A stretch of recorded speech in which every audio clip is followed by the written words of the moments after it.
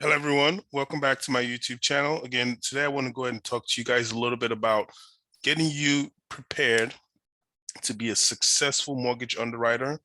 Again, the description to the link to the course is in the description below.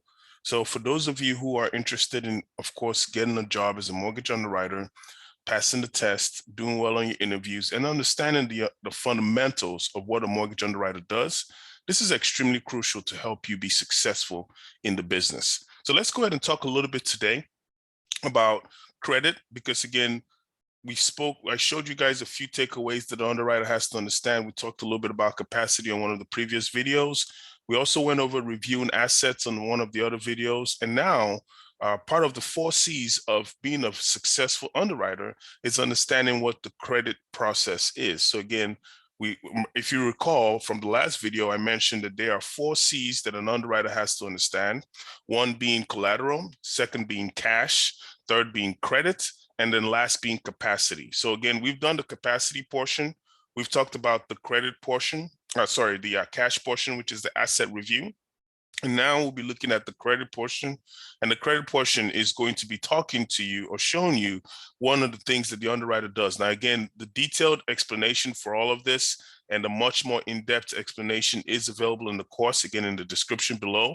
You can access the course on Udemy. So there is multiple ways for you to be able to learn what this process is. Again, the link to the course is in the description below. So let's talk a little bit about this credit report and a few things that we look at when we review credit reports. So when we look at credit reports, first the question will be, what is a credit report? A credit report is a statement that has information about your credit activity, your current credit situation, such as loan paying history, and the status of those credit accounts. So again, let me repeat that. So when you look at a report, that is just a statement that gives you enough information or data about what the current credit activity is, what the current credit situation is. Again, that's how your scoring model is put in place. What the loan paying history looks like. So are you having any late payments? Are you paying your payments on time? And then most importantly, what the status of each credit account is. So an underwriter has to understand all of those things as part of their scope of their job. And again, the course gives you a full breakdown and understanding as to what those things look like when you're actually reviewing a full credit report. I know sometimes we look at a credit report and it looks like there's a bunch of numbers and zeros and things of that nature, and it could be a little confusing for the naked eye.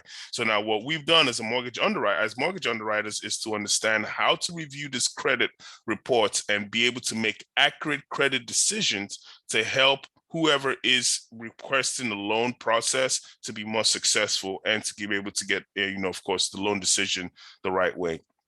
So another thing too is mortgage companies do require something called a tri-merged credit report. Now let's talk about what a tri-merged credit report is.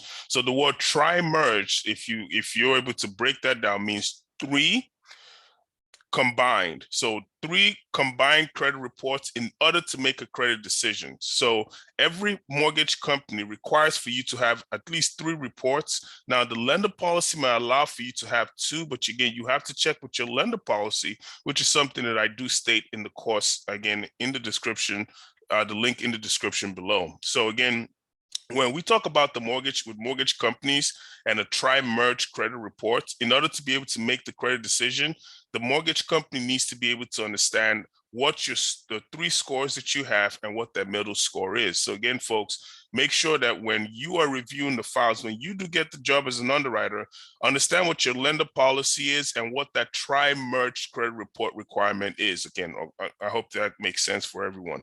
So again, when you look through the course, the 3 reports that are used are TransUnion, Experian, and Equifax. And part of what I've also done in this course is to do a sample test case review to break down what the process looks like when you're reviewing a tri-merge credit report, because again, I want you to understand what these things look like and how they look like when you are going to be reviewing a credit report to make a decision. So there are a few key takeaways when you're reviewing a credit review. One is we have to make sure when we're reviewing the credit report that there's certain things that match, such as the borrower's name, the social security number, the date of birth, they all need to match the signed loan application as well as any additional documentation they're provided. Again, when we're looking at this on a credit standpoint, the reason is you want to make sure that you're reviewing the proper credit report for the borrower in question, and you're not looking at somebody else's credit report, meanwhile making a decision based on that person's credit report for your borrower. So again, you have to make sure that all this information matches when you're reviewing your credit report. Another thing too is the date completed. The date ordered is another thing that we use to determine what the credit report expiration date is. Folks, this is extremely crucial because you can't use an expired report to make a decision. So as a mortgage underwriter, what's important for you to know is that when you're reviewing this credit reports, you have to be aware of what your lender policy is in regards to your expiration date. So when you look at the date completed and the date ordered, make sure that that information gives you enough info so you can determine what the expiration date on that credit report is. Another thing that we look at too is the credit reference ID. Now the course gives you a breakdown as to where to find this credit reference ID, what it looks like. There are multiple different credit repositories that use different credit reference IDs. So on the course, I use one that is very simple that a lot of people use, which is Universal Credit System. There's Credit Plus, there's Advantage Credit. There's so many different credit reporting companies that provide these tri-merge reports, right? So the credit reference ID is something that you want to look at on every report to make sure you are looking at the right credit report. And that has to feed into your decision model where you're making a decision, because again, all of that stuff ties in to allow you to make sure you're reviewing the information properly. And then one other thing that we also look at will be the subject property address matching the mortgage application.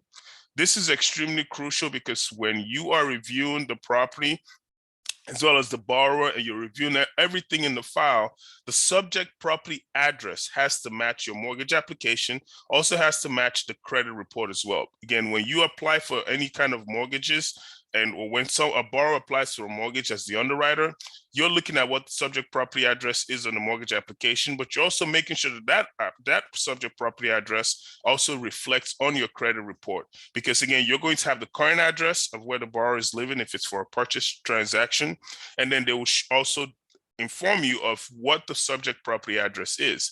And in some cases, for a refinance transaction, that subject property address tends to match the current address. So again, you just have to make sure that the subject property, when I say subject property, I mean the property that is actually being used for the mortgage application. So what is the property that we're requesting a mortgage on? That's considered a subject property. So again, what is the property that is being considered for a mortgage is usually what we call the subject property, and that address has to match the mortgage application. Folks, I am giving you a brief synopsis. When we look at this course, there's probably another 15 to 20 items that are included as far as the credit review key takeaways. And plus there's a full breakdown of what a credit report looks like, how to review this credit reports, how to make a decision on this credit reports that I'm able to share with you. Again, my goal is to make sure that you're successful in your career and you're able to be able to take this with you and go into your career fully confident that you understand the basis on the fundamentals of being a mortgage underwriter so you can be successful in this industry. So again, please always feel free to reach out to me. Again, the link is in the description below.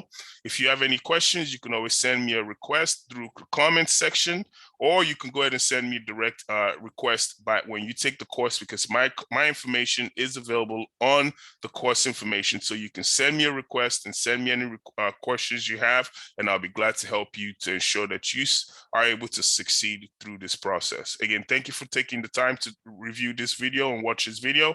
If you have additional questions, always feel free to reach out. Peace.